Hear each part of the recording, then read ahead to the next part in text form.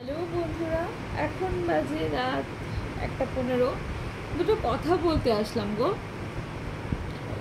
দেখো, একটা কথা বলি। নারী, তোমাদেরকে জাস্ট কথাটা বলছি। আমি জানি না যারা বোঝার বুঝবে, যারা বোঝার না তারা কখনোই বুঝবে না। একটা নারীর শরীরের চারিত্রিক গঠন আলাদা হয়, একটা পুরুষের চারিত্রিক শারীরিক গঠন আলাদা হয়।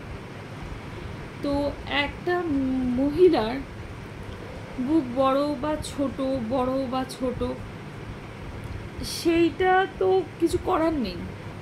কথাটা বলি, সেটা তো কারোর হাতে নেই, কারণ ঈশ্বর নারীদেরকে এইভাবে বানিয়েছে, পুরুষদেরকে এইরকমভাবেই বানিয়েছে। বরঞ্চ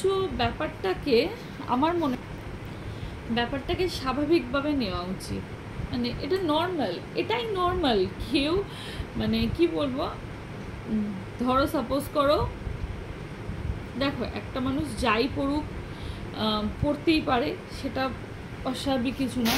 এবার তার যদি শরীরের গঠন অন্যরকম হয়ে থাকে, সেটাও বড্ড স্বাভাবিক ব্যাপার। সেই নিয়ে একটা কথা বলি, সেই নিয়ে ওইভাবে বলার কিছু নেই।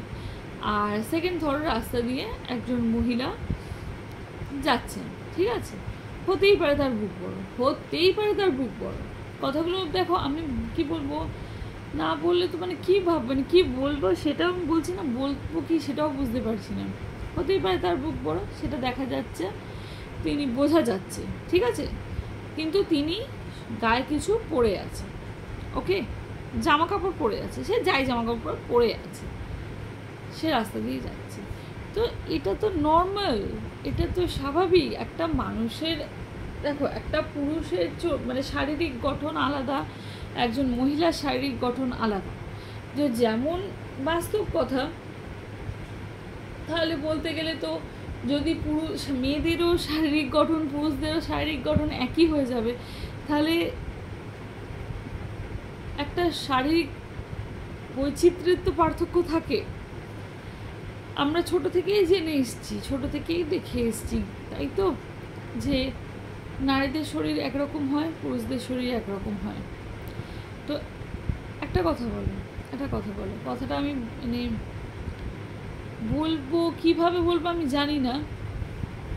একজন, এই কথার কথা বলছি, একজন আমার অ্যাকাউন্টে এসে বলেছে মেয়েদের তুলে, দেখো, মেয়েদের বা কি, কাউকে ওইভাবে বলার কোনো মানেই হয় না। যে যা করছে। আমাকে অনেকবার বলা হয় যে উপার্জন করছো। দেখো, উপার্জন যদি করেও থাকি, সেটা আমার যোগ্যতা, সেটা যদি কেউ মানে কি বলবো, সেটা নিয়ে সমালোচনা করে বা সেটা নিয়ে মাথা খারাপ করে ফেলে, সেটা তার অক্ষমতা, ঠিক আছে। মানে যদি আমি উপার্জন করেও থাকি, এটা তো আমার যোগ্যতা, তাই তো। খারাপ বলো, ভালো বলো, যা বলো, দেখো একটা কথা বলি, তোমরা যে আমায় কমেন্টটা করছো, তুমি কি করে খাচ্ছ, কি করে পড়ছো, আমি তো তোমাদের নিয়ে আলোচনা করছি না, আমি জানতেও চাইছি না। তাহলে আমি কি করে উপার্জন করছি, কি করছি না করছি, সেটা নিয়ে তো কোনো থার্ড পার্সনেরও বলার কোনো জায়গা নেই, কোনোই জায়গা নেই। যদি তোমার আমার ভিডিও নাই ভালো লাগতে পারে, কোনো অসুবিধা নেই। তুমি ভালো, আমি খারাপ, হতেই পারে, হাতে তো সব আঙুল সমান হয় না। তোমরা ভালো, আমি খারাপ, আমি তো স্বীকার করছি অকপটে আমি খারাপ। তাহলে যারা ভালো হয় তারা খারাপ দিকে নজর দেয় না, আমার যতদূর মনে হয়, কারণ আমি খারাপ দিকে নজর দিই না। তো তোমরাও খারাপ জিনিস দেখবে না, হয়ে গেল। আমাকে 10টা খারাপ কথা বলেছো, কিন্তু দেখো আমি খারাপ, এটা যেমন আমার পরিচয় তোমাদের কথা অনুযায়ী।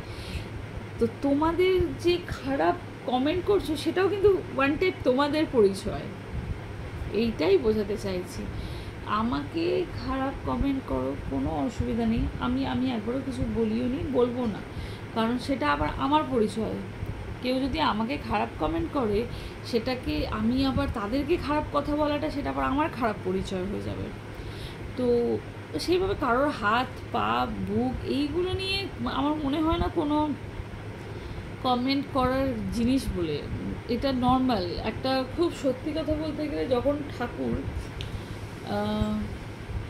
চলো পরের টপিকটা নিয়ে আলোচনা করবো, কেমন ঘুমো ঘুমো করবো, অফ লাইট অফ করে দিয়েছে রে।